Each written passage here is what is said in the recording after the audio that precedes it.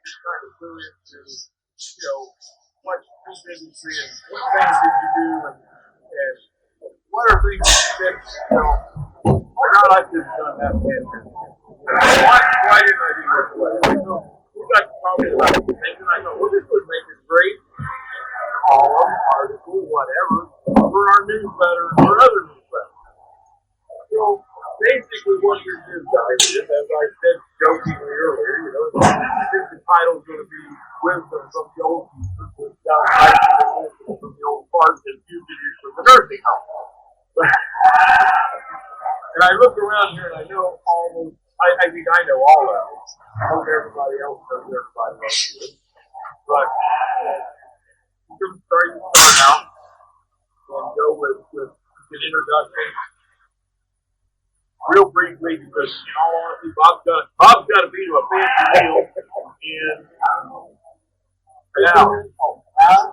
50 minutes really better than So,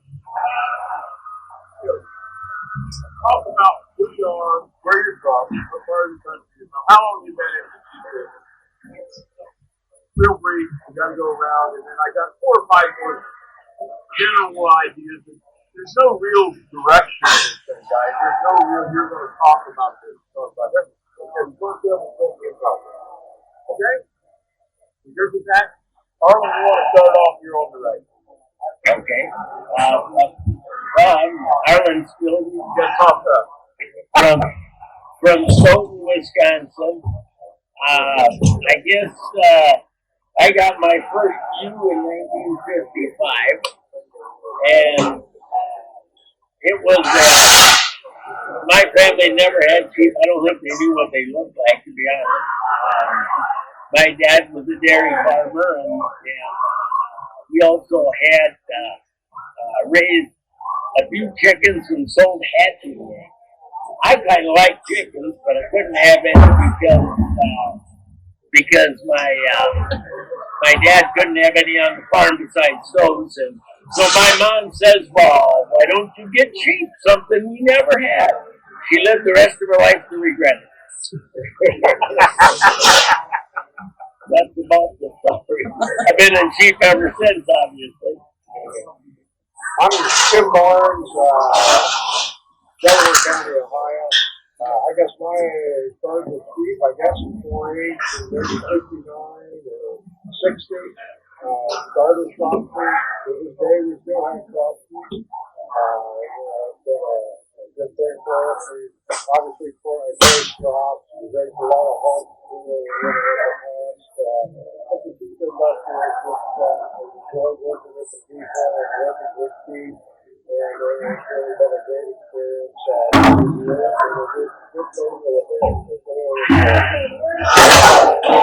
My name's Erwin. I'm from Central Ohio. I am kind of, for those of you that know, I'm probably joined us today. I worked for him for 15 years in the hog industry. I got started in sheep at the age of 10. So I guess that makes me 56 years of this because my dad, my family was in the racehorse business. When we moved from town to the farm, I was promised a horse. And when we got to the farm, and that was really the only reason I was all about moving to the farm is I could have a horse. Well, when we got to the farm, we spent so much money buying the farm and remodeling the house, we didn't have any money to fix the fence, and Dad couldn't have a horse because I didn't have fences that would keep him in. So I ended up with sheep, and my dad's solution was we'll get something, and that was sheep. My dad bought a dozen Montedale ewes. They were registered. He'd give $35 a head for them from the local livestock buyer and wouldn't pay $50 for the buck that went with it. Because we didn't need a buck. We could borrow the neighbors. That's how I got in. Clayman, originally a Buckeye, but from Kansas. Somewhat the same kind of situation. But my sister didn't want to show sheep. She liked dairy cattle.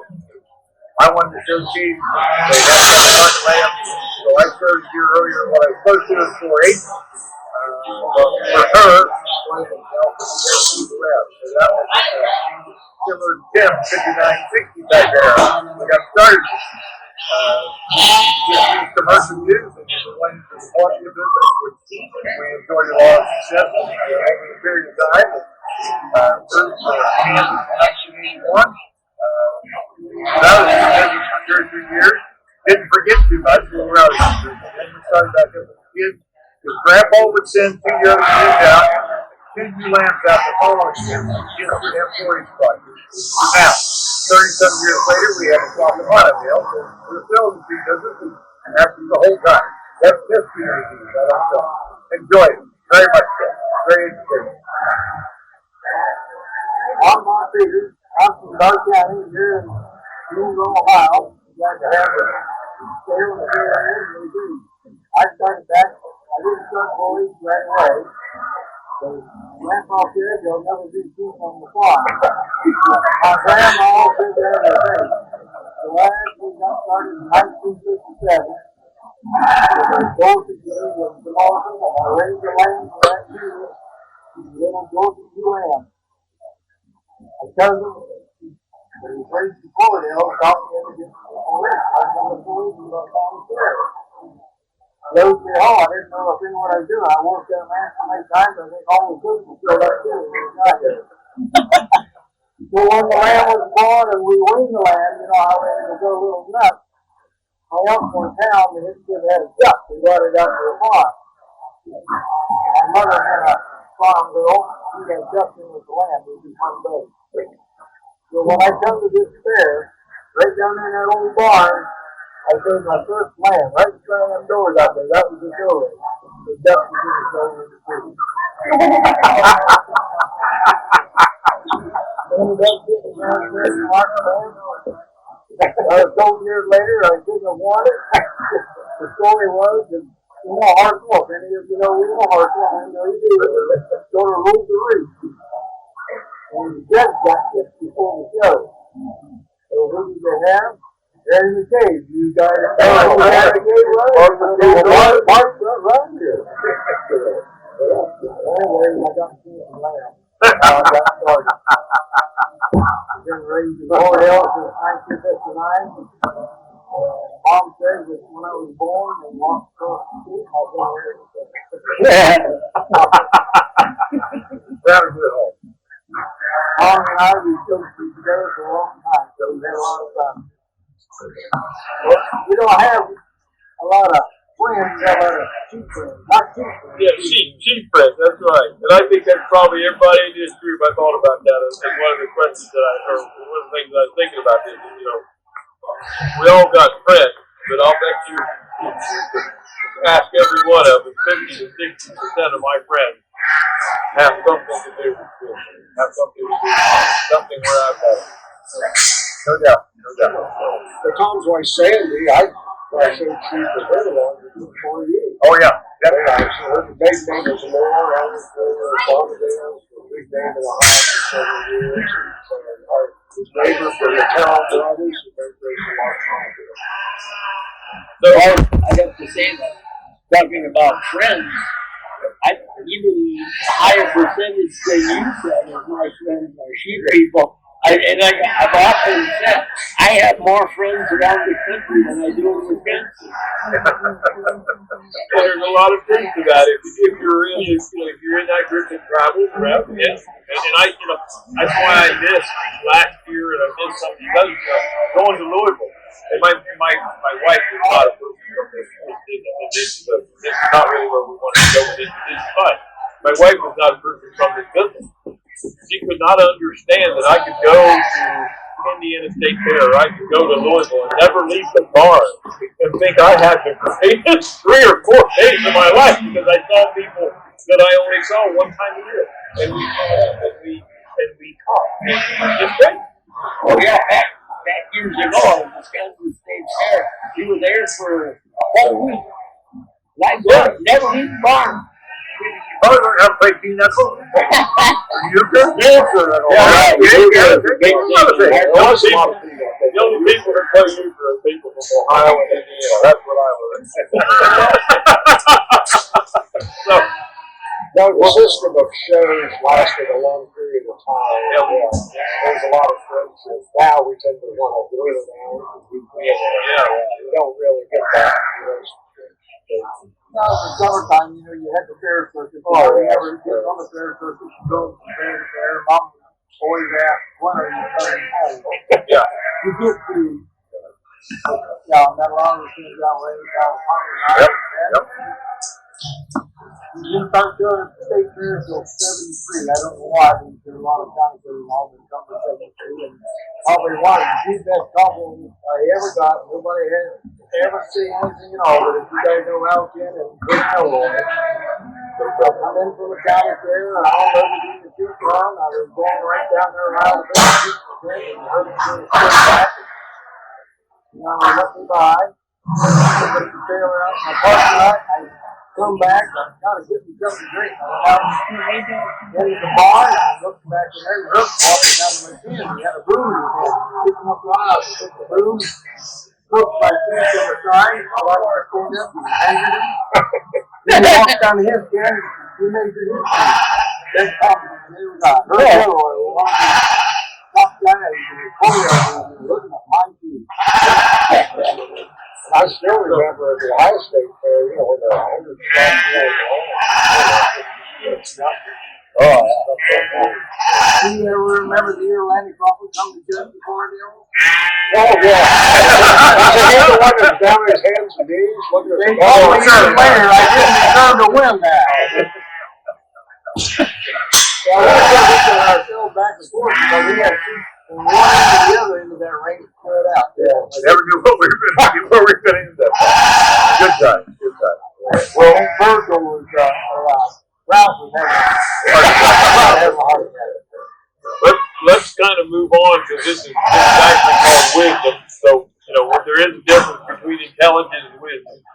And wisdom is one of those things you learn as you get older. So, what started all of this is one of those things. What are two things that you've done in your operation that you said, I should have done this years ago? I don't know. Why didn't I do this years ago? Start going at it before we start off over here. Well, I don't really know how to do that. I started out small and not big farm or anything like that. Started out with 2 acres all we had. And we did a lot of people through. My grandma was really lucky too. And I wouldn't do that. Everything I got, it's been a lot of fun. Got a lot of family. But as you made changes as you went along and all this, you said, boy, I should have done that. Why didn't I do that 5 years ago? I know I have. No, I can't think of anything I would do. It's just like I said, sort of small outfit. Pleased with what I've done. Maybe I'd like to have a landing barn a little closer to home, but other than that. We've had a lot of good times. You're talking about things that are important and what needs to happen. Everybody goes and they buy 10 ewes, but they might be 10 individual ewes. It's just a place to buy 10 ewes all out of the same range. And over the course of the years, we learn to establish and keep breeding lines somewhat similar. One thing that we've done that we've worked on diligently was I tell everybody they need to do multiple ewes out of the same sire. So you have some consistency with what you're doing. I would never advise somebody to go buy that champion ewe over there, but that reserve champion ewe over there to start to swap that. Find a little less quality, and buy a few more hips, get them all bred as close to the things as you can be. And that's what we've done in the last 3 years, because we now have 15 daughters out of one string. So, for me, and I'm going to, this is really the question, this is where I was headed with this question, and I'll try again, but that's all right. I'm going to go with the flow where it's going, because I think it's great. For me, similar to what Bob said, Herb Milroy comes out of nature. had a young lady come in about 2-3 years ago and come through our barn in the tuning section, and she looked at about 20 yearling using that pen, and she said, "I'm here to tell you, I just can't make up my mind now what you're saying." And I said, "You couldn't give me a greater compliment." Because now I'm making what it is. We're exceptionally and extremely like that. Most people don't understand that. Line breeding is to do one thing, and that is to amplify the genetics of a individual or an individual. So, that's what it is. And they're extremely that way. That's the idea is, you have to end up with a 50-half system. So I'm going to end up with genetics, and so I think that's right. So following on that's my preference. Don't go buy this shoe and this shoe and this shoe. Don't buy this shoe. $8 to make it work. Yeah. We got into tunas 20 years ago, and after spending all this time on stock, now we still have stocks in the tunas, but many days, and I got 6 yearling ewe half sisters and 2 yearling bucks that were half brothers. And that was the way we started. And to this day, the tunas, we keep 10 years. And Dan can vouch for this. I've line bred at the same place. He still has a fit that I do it. I keep doing it. Excuse me, that don't It's so predictable. I can't find a buck that's going to give me the pieces I want. The other wisdom I would provide, Rams provide pieces. Never buy a complete buck. Because it's out there to fill the needs I need. So we just keep line breeding. Eventually, I'm going to have to do an outcross, I'm sure, but I put any of my bucks in there to use, and I got to go down. I lose bigger. I realize that. He's okay. I figured it's still has a problem. So I wish I had the crops now where the tunas are. And I wasted about 15 years on the crops, and I do. But the knowledge I have now, this is to go back and start the crops. So there's my wisdom there today.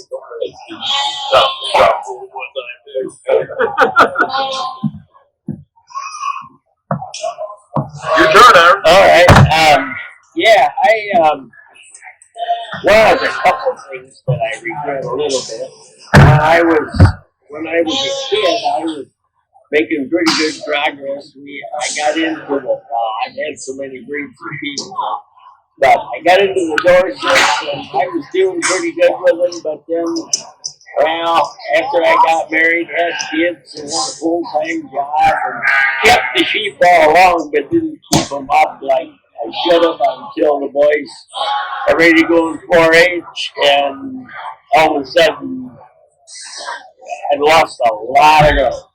And just because, they had still been breeding them, but hadn't really done what we needed to do. And at that time, I thought, okay, well, I'm nobody, don't have anything to prove. The boys are going to be on their own. I used to trim, and I said, okay, now I got a kid. I hired a kid to come in for a day and show him a few pointers on the trimming, and said, there you go. And that's how they got started trimming. That was one of the better things I did. For a couple of reasons, for one thing, I didn't trimming. But other than that, I agree with the idea of buying a flock, But the one main thing I think that so many people starting out make the mistake is you gotta have the ram. And I see these people, they need a ram, so they'll go to a sale, and they'll spend all their money on a couple ewe lambs. Now they don't have much money for a ram, so they just pick one, And if you need a ram, you can't worry about, obviously there's limits, but you can't worry about it because it costs you a little more because it makes it. Sometimes the cheapest ram you buy might be the most expensive one you ever bought in your life. So I mean that's the one thing. And mentioned here about a complete brand. I remember when I was a kid, everybody used to say, "Oh, you got to get a complete brand," but it didn't get you anywhere. You know, I mean, He moved it, didn't he? Yeah. now, and one of the better brands I think I ever used when I was a kid was pretty bad on his feet, but he had a lot of qualities that I thought I could always call once that I got bad feet. You know, that's one of the in the early days. That was one of the best moves I ever made. And besides that, I got him cheap too because you know. Anyway. Well, I think that's interesting because I come back to it, and I was thinking about some of the things that we were, that we could talk about.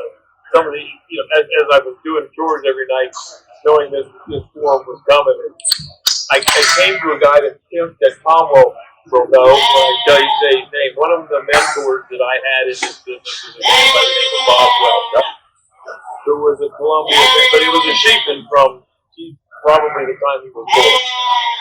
And I bought a ewe, and I had given $800 for it, which at the time was a pretty healthy price. I mean, we're back in the 70s. And come back over to me, and he said, "Well, you're going to breed her to it." I said, "I said, we'll breed her to that buck over there that I had bought." And I didn't say what the name of it was. He wasn't a bad buck, but he wasn't a good buck either.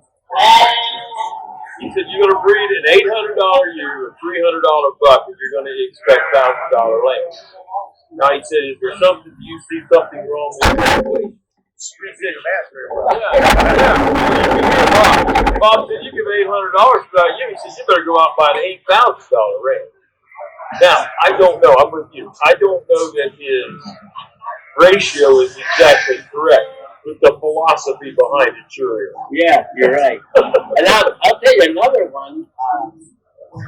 You can't necessarily. One experience I had when I had the ants back in the 60s. The guy was telling me about an old buck, and I was looking for a buck, and he said, "You know, you ought to try him. I think you do pretty good here." Well, I bought that buck. I bought another buck too that looked like that. And I mean, this buck that he told me about was and the more I thought about it, I thought, I got cooked. And so I put him with probably half a dozen ewes at the time, and they were my core ewes. And it turned out that all my show lambs were out of that buck, and those 4 ewes, and then he died. But of course, yeah, of course. In that same line, Elmer Humphrey, I don't know if any of you ever knew him. He was from Oregon. He was a horned breeder. And he was telling a story about the guy with a similar deal, a buck that wasn't too good looking. And the guy said, "Well, look, it's pretty good." And he said, "You know what? He was right too." So I think sometimes if you got somebody you trust that tells you something's going to work, maybe it's a good idea to try it. So now there are a lot of guys that I wouldn't trust. You have to know the good and the bad. Yeah. Right? So let's go back to the original direction that I wanted to go, and I'll start with this one. The things that I said I should have done years ago, and the 2 things that I would tell you that when I put them in, that I thought to myself, and Arlan and I have talked about this on the phone. The 2 things that I have talked about that I thought I should have done years ago. Why did it take me so long? Part of it's money, part of it's pride. Barn cameras. How in the world? Now that I have barn cameras, we've had them for about 8 years. How in the world did I ever survive without barn cameras? During lambing season especially. And then the other one, I kind of lumped 2 things together because I brought them in at the same time based on an injury that I had to have. I have fence line feeders and walk-through gates. And I thought, I gotta have a knee replaced shortly. I ain't no doubt about it. Screwed it up again here the last couple of days. You know, but it's like, you know, I might be a whole lot better off at the age of 66, and I realize I'm the baby of this group, but at the age of 66, I'd have had them things years ago. Equipment-wise, you know, I'm going to go back on that. You know, you can't get anything done if you got to pull the water hose every place you got to go to do chores. Automatic water valve. Guys, it's a lot of money to invest, but you get something that's frost-free, that doesn't freeze up all winter, and the water's there, it's fresh. Man, when you're running a 100-gallon tank of water and spending 45 minutes to an hour every day filling that tank up, why don't you have something out there? You know, that water line doesn't cost that much to put in. Make sure you put it deep enough that it doesn't freeze. Okay, don't shallow it. But, you know, water, thin line feeders are fine, but the equipment, a storage trap. Now, there's something that, you know, these guys over here are pretty high priced, that's the way like too. But come up with some kind of sorting facility that you can work these into, that have gates that you can work with, rather than to try to, I'll leg them out, I'll catch them by the foot, drag them out, I'll worm this, I'll do that. Spend a little bit of money. If you spend it at the beginning, it's there forever. Your life is so much, you can do a whole lot better job. I can't afford barn cameras. I can walk to the barn, it's not far. But I have all this other stuff that I can do. So, you know, we spend a lot of time in the barn laying time. The cameras would be nice, but that's just, equipment is more important and saving time of doing it. Then you can take care of the one that's sick because you're not running water for everybody else. Basically, the same thing, you know, I think, you know, with the equipment, the automatic water, I realize, I know that, the tank plates don't work if you don't have a fast bin, right? I got probably one of the best well pumps, pumps here in the county, because I don't know how to run the water. Dad's not ready to do the watering anymore, and I just water my pins down more than what I like to. But, automatic water, the first time things I love is you get that bucket that's all over against the trees. Very not good. And at our age, you really better not Exactly. Arlen? Well, yeah, I pretty much agree with all that stuff. I didn't have any of that.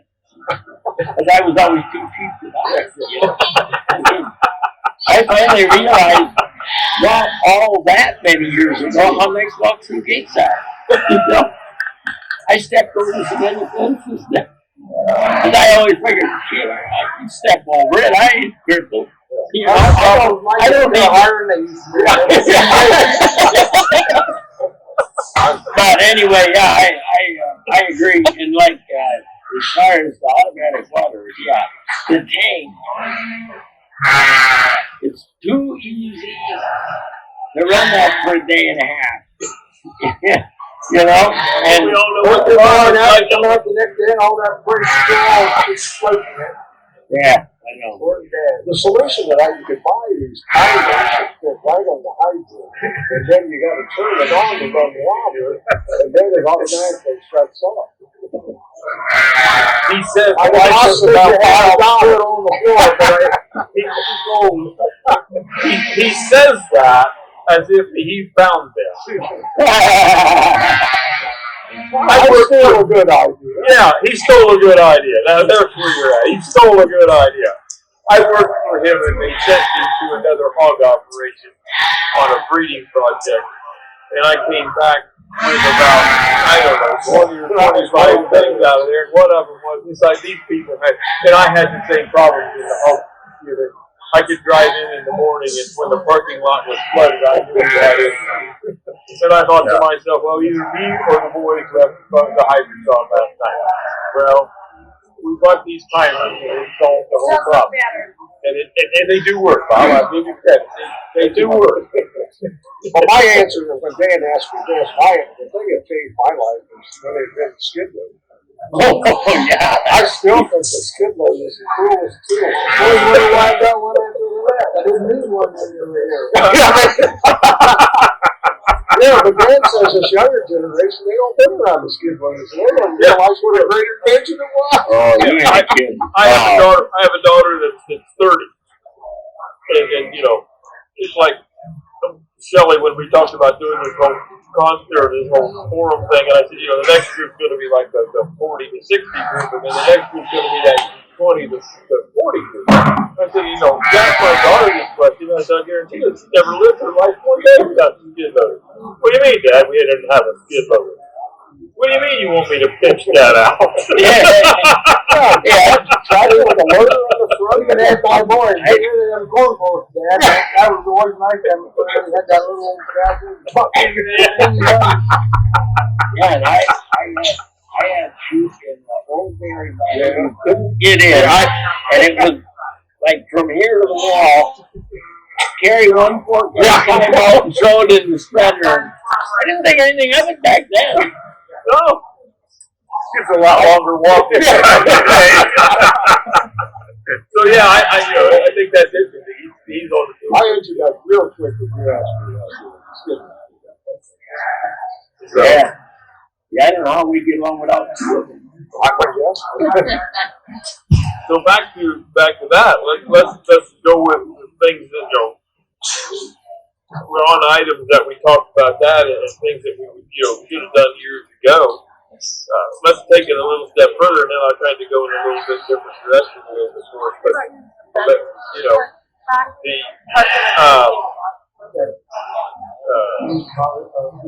top items that have made my life easier, and I think that maybe goes along with things I should have done years ago. But top items that have made our lives easier as we come along. I'm going to steal mine and I'll start it so you kind of think of where I'm going. But walk through gates, one of them, and then we just already kind of went that way. For me, the ketchup and I use ketchup. Every company makes them now. But, these little sorting gates.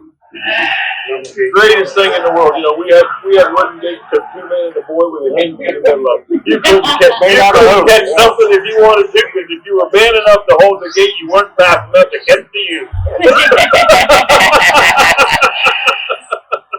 That's the truth. Those things. What are things like little items, and maybe you made them. Maybe they're features. I don't know what they are. Anybody want to start with that? Well, the hinge gates that we're talking about are question, but the number two aspect of that is gates, period. Enough gates to get the job done, whether they're wood gates, metal gates, whatever. That's the best way to store them. There's things around you. Clean them up. It's a lot easier. Cutting shoes. The numbers you have. Yeah, and well, we got 2 cutting shoes, 2 different places. And then, I don't know how we ever get along without them, but all these things that we talked about, the skid loader, the walk-through gate, the hinge gates, all those things that we didn't have any of them years ago. We didn't know any better. We got along, but We'll pick up trucks and load them on trailers. yeah. Everything is loaded on a 2-ton truck with a rim. Right? Yeah. It's amazing.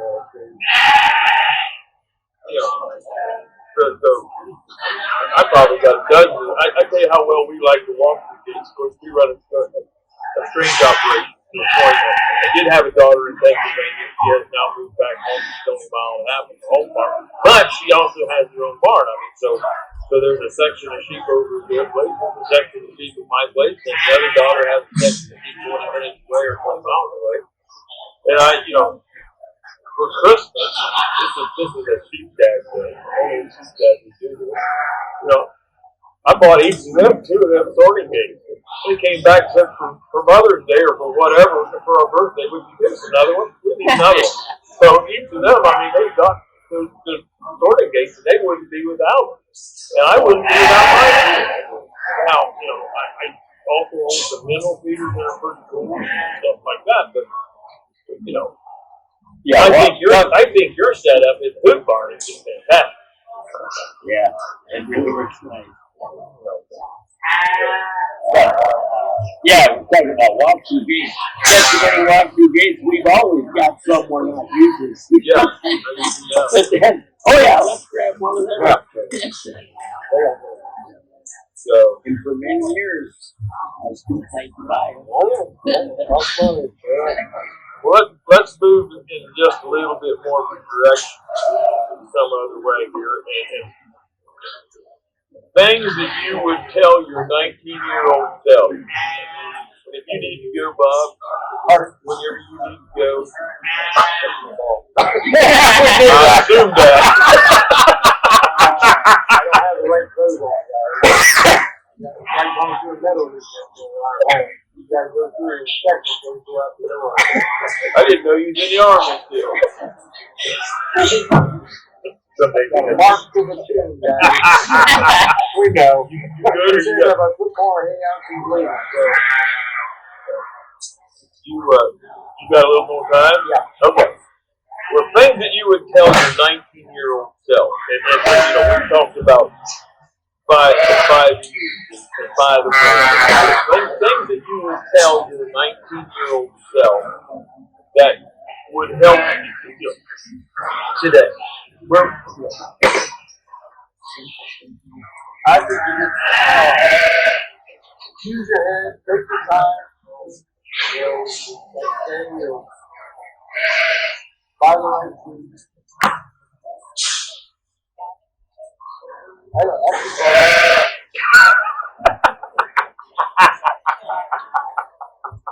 I was brought up with that, we didn't have everybody to spend, a whole lot. So we had to watch it. Matter of fact, we bought a one brand one year. We needed a car really bad. We definitely bought a ring for a lot of money. That's about it. We paid for them. Instead, ran half the block, the one half the herd. Keep on moving. Yep. Along those lines, the hazard industry is so bumpy that we could always choose that exact thing. Consumer industry would like that. Because there's really no nothing. Benchmarking and things like that. And the industries are just so totally different. And I know this is going back but the people don't.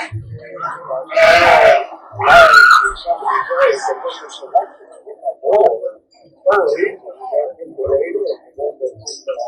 top 5% of all of you.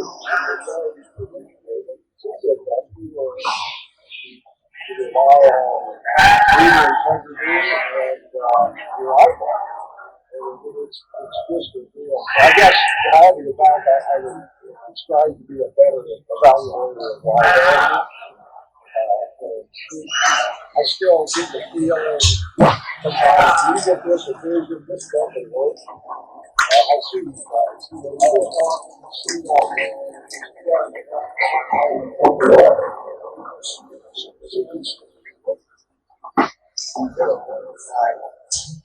my quick answer to the question was I would go back and buy about a half the stuff. Well, when you were 19, it wasn't there, but yeah. It was almost there. Yeah. It's been Mac. It'd been back, yeah. Tom, what about you? The thing of it is, I'm telling a 19-year-old today is to make it and make it right and understand. Take the time to think and work it through. Don't root strength and movement and doing that will not be the answer to it. Think about what you're doing, whether it's selection or whether it's work. Think about it. What is the numbers? Put something down on these things. Understanding your markets today is totally different. 5 years ago, we never said anything like that. This year, we're selling like those things. Like nobody's been there. We're selling. We're getting rid of it. Moment of the day, later. So that's an analyzation of what's going on. Think, Mr. Gary, you try to get the thought process started and maybe ask a lot of questions to somebody else and get more insight like you. Arlan, asking a lot of questions. The one thing that I guess maybe not Yeah, so speak up much. again, guys. We didn't talk. One, I guess not so much maybe myself, because I've always been clear-headed, but my advice is, whether it's in livestock showing business, as you guys probably know, my family's big into wrestling. But Yeah. I've always said, I'd like to see a poor reason to go show it. You know, I mean, a friend of mine once said, you show me a happy loser and I'll show you somebody who's going to win that. You know, and I think the main thing is you don't show it. I think my mother always phrased that as I should be a humble winner and a gracious loser. Yeah. I mean, She basically didn't like me to show that very much from the outside. I remember when, well, personal here, but when Dan was just a kid, and he got beat once in wrestling, and he threw a fit, and I said, I like that, but I said, if you ever do that again in public, you ain't gonna wrestle like that. You're all done. And he never did. But as you probably all know, he's not a good loser. Well, that's the way it was with that. You know, I learned from my grandpa. You know, you raise what you think, what you like, your ideal and everything like that. If you get beat, walk away and zip it. Yeah, right. Oh, you know, that one thing, my grandpa said that one time. He said, he said, you show me a guy that never made any mistakes, and I'll show you somebody never did anything. Exactly. I didn't hire a gentleman today because I was arguing. I said, tell me about the worst failure you ever had. He said, I've never failed at anything. I said, you've never done anything. Gentlemen, I got a big Bob, you've been wonderful. Thank you very much for your time. I've enjoyed what this session has been so far. We can go on just a little bit more for that day. I have to talk to you later because I got a dog who's so. Oh, yeah. That's the only bad thing about it. She's a bad Enjoy your banquet, Bob. Thank you. So, I'm going to go on a little bit on that issue. I was fortunate enough, what would I tell my 19-year-old self? I would really tell my 19-year-old self that this is what his mentor has today. I should have listened to Bob Wells. I should have listened to Erwin. I should have listened to Tim Martin. I should have listened to a lot of these other people a little more. But, you know, there's some of us that are listening too hard-headed to this happen. As I tell my grandson periodically, you know, some people just have to be on the electric fence for themselves. And I'm one of those people. I'm a hard lesson to learn. Yeah. But I would say, listen to these guys because most of them aren't here not to make. Most of them want you to succeed. So that was one of the things I tell myself, and I think the other thing I tell my 19-year-old self is, buy Apple Pay. But it's not how hard you work in this business. It's how smart you work in this business. And the other part of it is not how successful you are in this business. It's how successful you are with the other people. There are people in this world that sell a lot of sheep and do great things. And unfortunately, at this point, we are moved up in that ladder a little higher than we've ever been in our life. But, I told somebody, I said, the fun of this whole thing, and never lose this idea, the fun of this whole thing isn't winning. It's the journey. It's the journey to get there. So, okay, let's move on just a minute here. I kind of have jumped around in my numbers, so now I got to remember what we have and have done. I am old.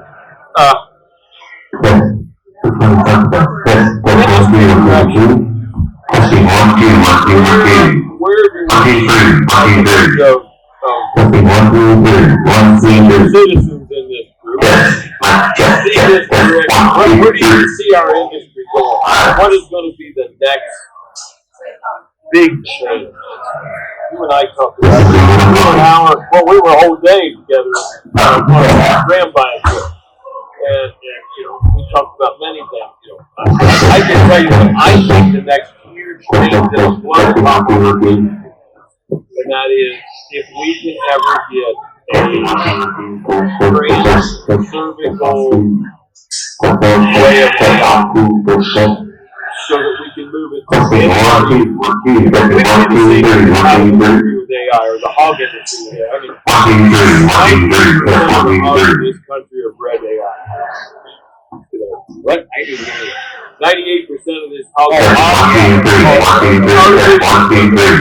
So to me, that's the, you know, what do I see the industry direction going? I mean, you know, I think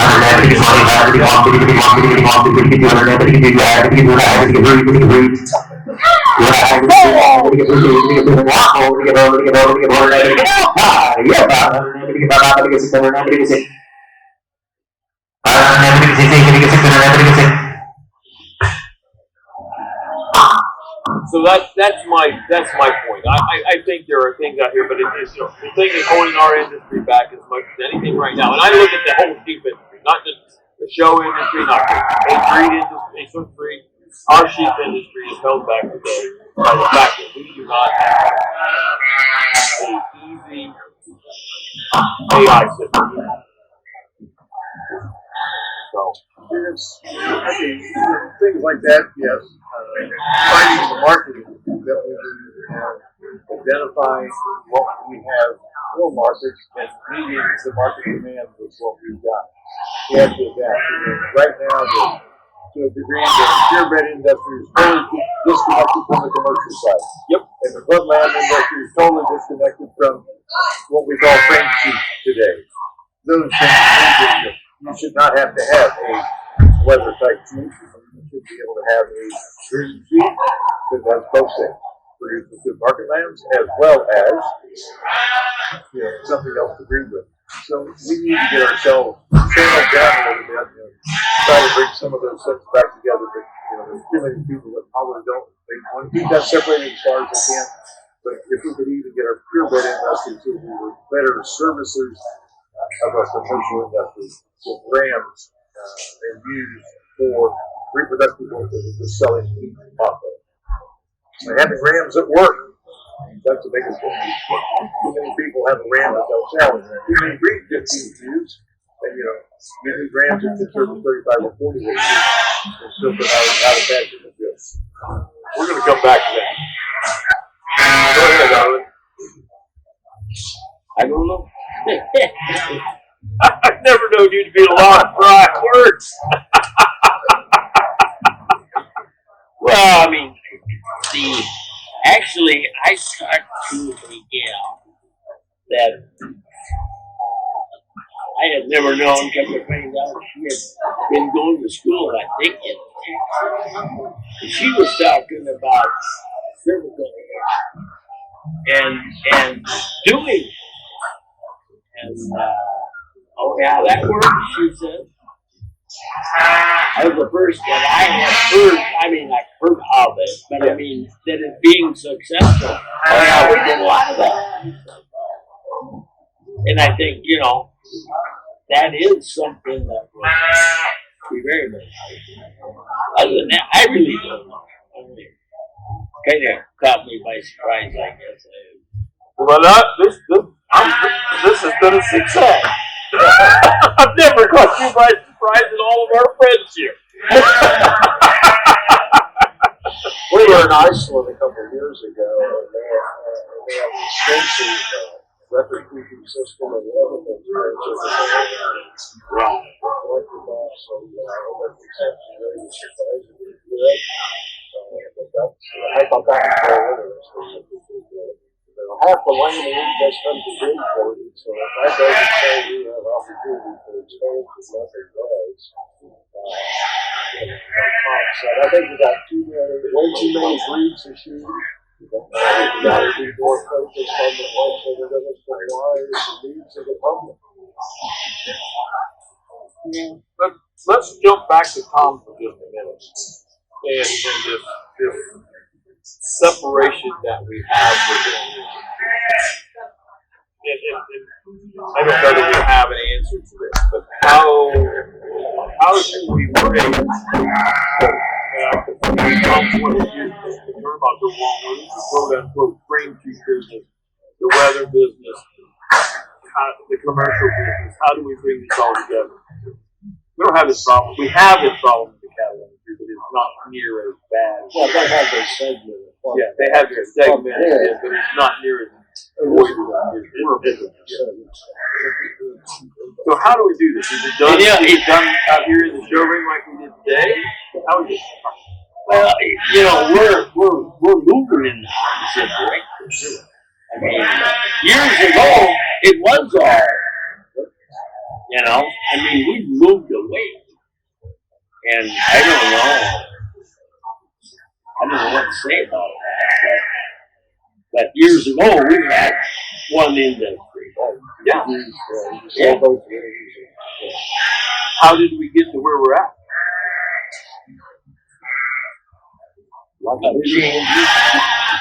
I mean, lack of leadership. Well, I'm kidding. Yeah, I understand that. But, well, I guess it come down more for the show animals, whatever you want to call them, of courtesy. I mean, the commercial industry, it's not pretty animals necessarily. In order to win the show, you got to be pretty. So you gravitate toward it, and rather than, I mean, we gravitated toward pretty animals rather than productive. And I mean, I guess we're all guilty of it, but I don't know if it's a big sin or not. I mean, it's what our particular industry has been fun. You know what I mean? As far as producing the kind that win. I mean, you could call it. I mean, you call it what you want. I mean, I always tell people when people ask about raising sheep and everything, and say, well, we raise show sheep, we, breeding stock, we sell breeding stock. Well, really? And they don't comprehend that. And I said, it's a lot, in a way, it's a lot like the horse business. I mean, you breed to what wins, rather than necessarily to what's productive. Tom, you spent time in commercial in a previous life. And that's the biggest thing right there. We've moved away from where we need to be at, and the reason why we moved that way is because of dollars. Mm-hmm. Well, I sold a ram for $15,000. I sold a ram for $5,000. I want whatever he's doing. I want to go do that to get myself going. I want to be able to make good income. So it's a gravitational, and I'll say it's a greed for money. And there's nothing, I guess, wrong with someone who have a desire to have more than what you got, and regardless how it's coming. But we have a small section move that way and forgot about what really is feeding ourselves, feeding the world, supplying that. Why don't we have more land? And that's really a large spot. Where's our consumers?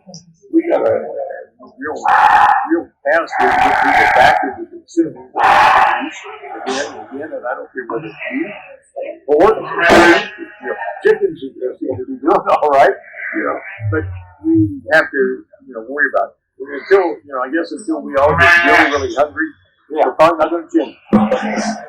And that's a top quality report is a high price customer. Yeah, right. When we were kids, they couldn't give away. They wish chickens had 4 wings. Well, that's where I can remember. I used oh, I've always loved chicken wings before they were anything. And you could buy a box of chicken wings for 10 cents a I know. Good marketing, I guess, by somebody. Yeah, right. Well, you want to talk about marketing. The Angus. Oh, certified Angus beef. You know, and you don't even have to be Angus. No, anymore. But it's a promotion. And I love that. When they first came out, you'll saw McDonald's had Angus beef. And I just loved it. You like going, and they always said, would you like to try an Angus burger? And I'd always say, is that better?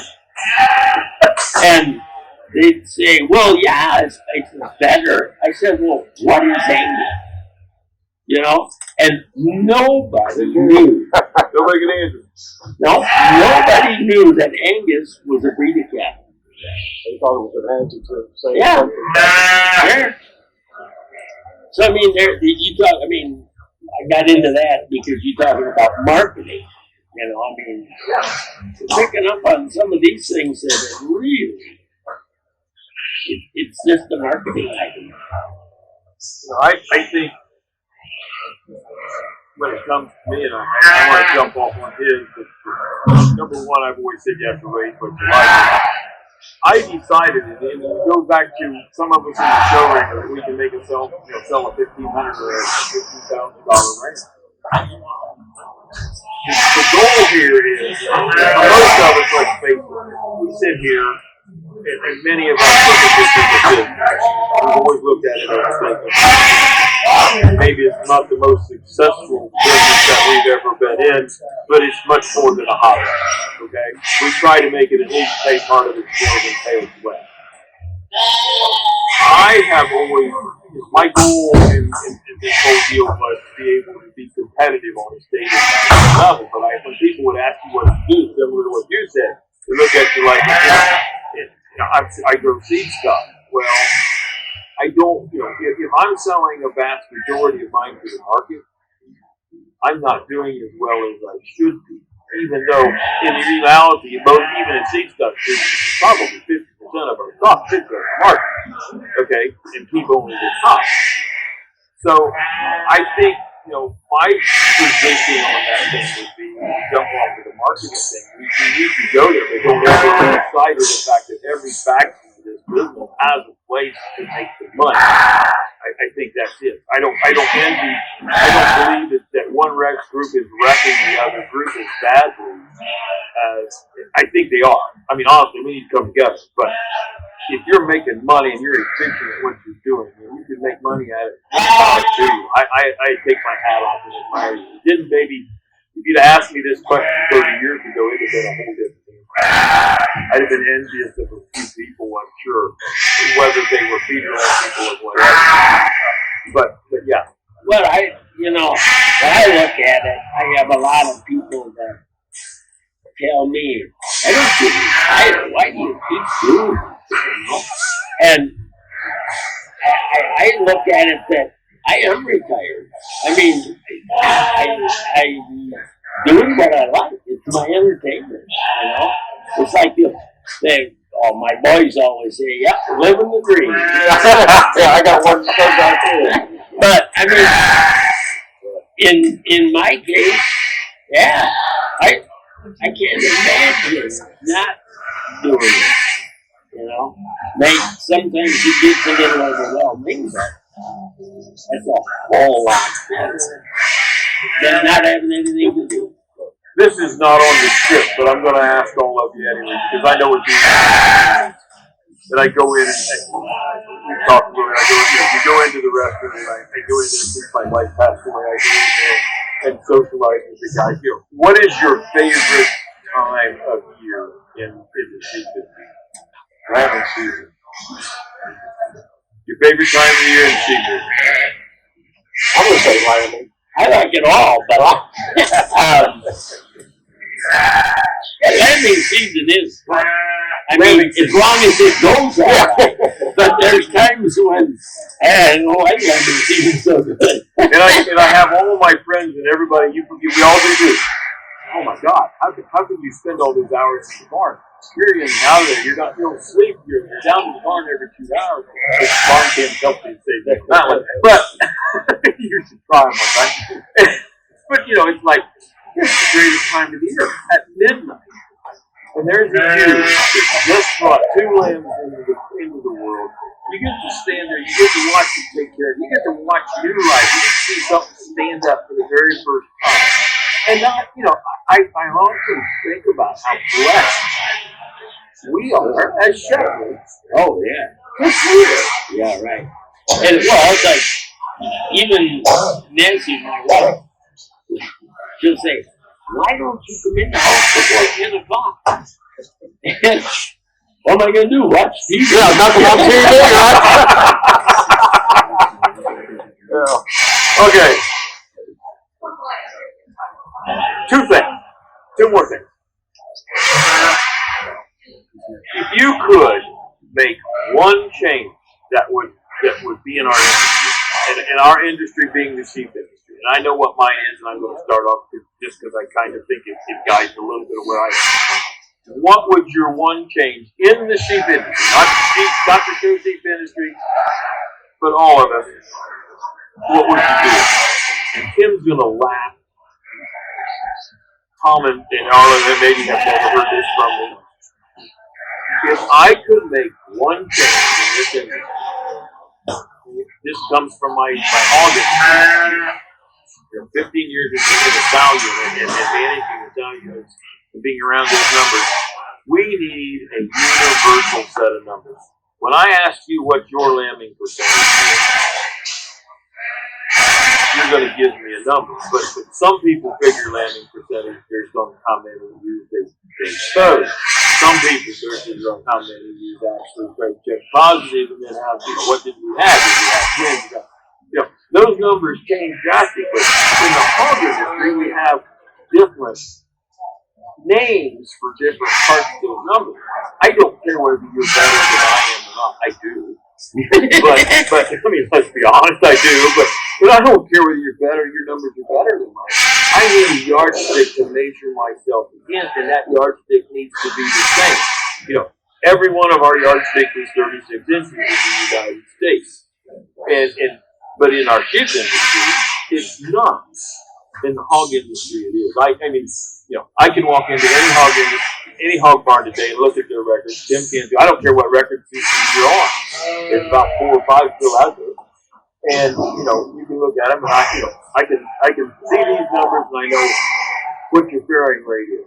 I know, if that number's below 75%, you're in trouble.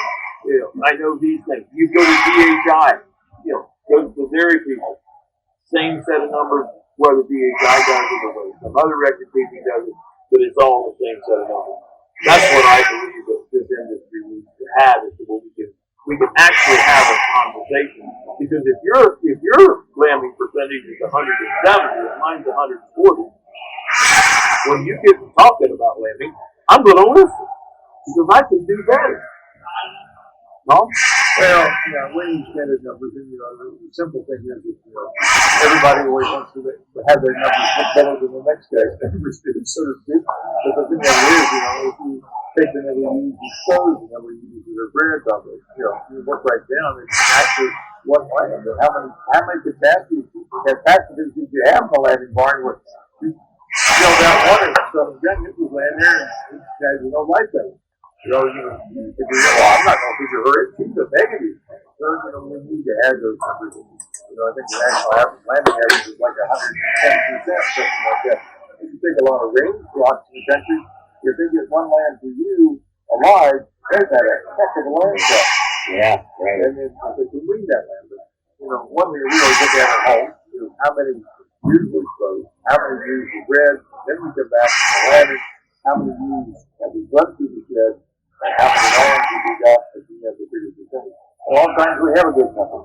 And there's once in a while that we screwed up and done something wrong, and I know people do it when the grass. I mean, we can go in there and go with that. The way it is, we need to look at total number of ewes exposed first and the ewes are pregnant going into the landing shed, and what you actually take out of the landing shed. And that ewe that has that big lamb needs to be included in those numbers because you said it's a long period of time. Now, that's not expounded on mine, but if you had something in your, what was the one thing that you go and you say, well, I wish we had this so that I could do something, or we all could talk about. I would like to have some genetic markers that are consistent. So I could pull a gun test on this and say, we do codon testing, we have more information to go in. It would be nice to be able to isolate the genes for maybe gain. So we can test that ram, while he may not only put on a pound a day, but he has a gene in here that says he can put on a pound and a half a day. His mama maybe didn't milk as well, but he has a genetic makeup to do that. So having some markers and genes to see what we can do is very good. And also, we got a Bagula in Reno, and homozygous girl, and then twins every time. Doesn't matter. You're going to have twins. If we had that genetic selection tool that we use to figure out the vehicle industry, and that's a specific gene that they carry, if we can translate that back into our purebred people ready, we can make some marked improvements and increasing land people. Bins are fine, rolling off are fine, so those guys are going that route. So if we can identify some of these genes as markers, Yep. We're competing in the meat industry, and everybody has a pretty good running start on this. If you want to make money, the first guy's got to make money. It's the infrastructure to keep losing it. What the other plants, one place, one open, but I don't know. If we can increase production and people are going to eat it, we don't buy it.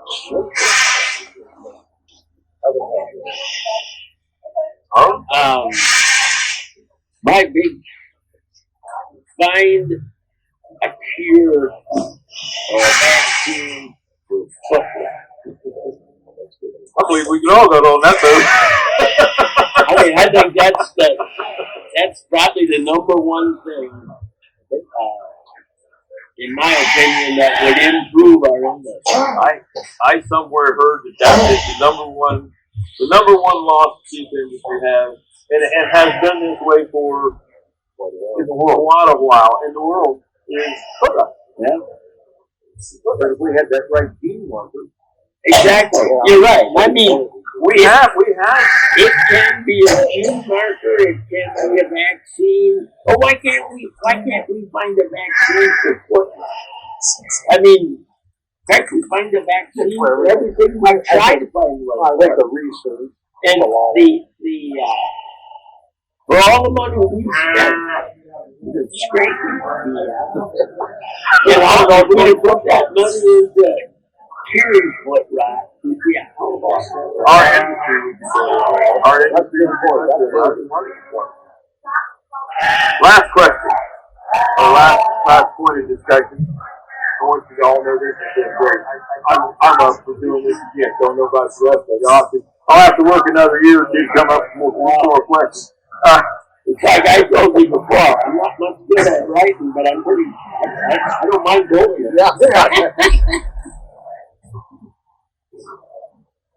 This is designed to give other people within our industry, and more specifically within our purebred industry, words of wisdom. Okay? I have in my mind, I guess, what I would tell, and I'm fortunate enough to have I get to handle these things every once in a while.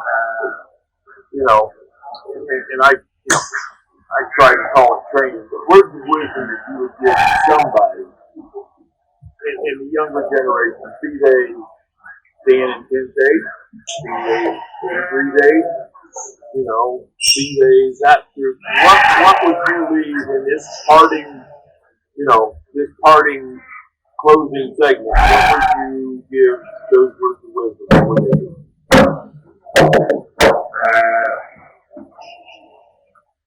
I don't know a lot of the things that we've already talked about again. Down to one thing, I don't know. I don't know, one thing specific that is there. Well, I got 6 grandkids, and I see a lot of them every day almost, at least pretty often, but I talk with them all. I don't know. I guess, I don't have one thing. Okay. I think I get the good one. No, I think we're in agriculture. I think the kids need to realize that's a very unique perspective in the world we're in now. You're touch with a lot of people that don't have the expertise we have. You can explain things if it's nothing more than what's a gestation ready. We just, our kids are so exposed to things that are tremendously unique, and just let them realize that they have a knowledge base that the majority of people don't. And be proud of it.